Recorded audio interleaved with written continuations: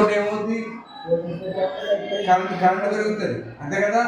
ఈ వోల్టేజ్ ఇన్ని 2 volts ఇది 2 volts అయినా 2.03 నియర్లీ 2 volts. ఇది ఎంతది?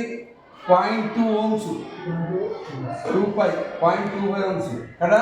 ఇప్పుడు ఏమైంది? కరెంట్ పెంచుతుంది కొద్దిగా. ఓకేనా? ఎంత 2 volts అనేది ఎంత అవుతుంది చూడు. ఎంత అయింది? 3.5856. ఇది ఎంత అయింది?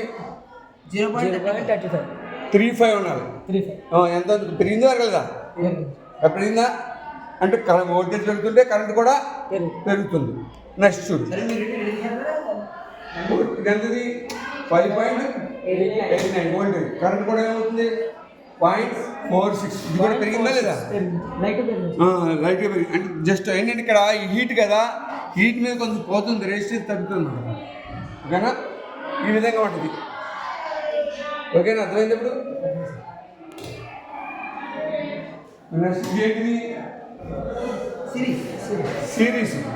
సిరీస్ అంటే బల్బులు సిరీస్లో పెట్టాం. సిరీస్ అంటే R=R1 + R2 + R3. ఓకేనా? కాబట్టి దీన్ని మనం ఏం చేస్తాం? చూడు, వోల్టేజ్ పెరిగితే ఆటోమేటిక్గా అన్ని బల్బులు పెరుగుతాయి. దీంట్లో బల్బు తీస్తే ఏమవుతుంది?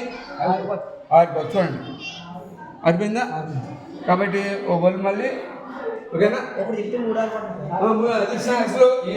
అంటే సిరీస్ బల్బులో సీరియల్ దాకా ఉంటాయి కదా, ఓ బల్బు పోతే ఏమవుతుంది? ఆగిపోతుంది. అది ఇంట్లో అవుతే, ఇంట్లో ఉన్నదేమో ఏంటిది? ప్యారల్. ఇక ప్యారల్, ఈ ప్యారల్ ఇది కాబట్టి చూడండి, దాని ఏంటి? 1/R = R1/2 + R1/2 + 3. బల్బు పోయింది అనుకో, సపోజ్ మొత్తం ఆరిపోతాయా? చూడండి, ఓకేనా? అది ఓకేనా? ఇవన్నీ కూడా ఈ కరెంట్ ఇలా వస్తాయి కదా. మన ఇంట్లో బల్బు దేని సెపరేట్గా పెట్టుకుంటాం. ఇదేమో సిరీస్ కదా వస్తుంది. ఓకేనా? ఇదేమో ఓమ్సా.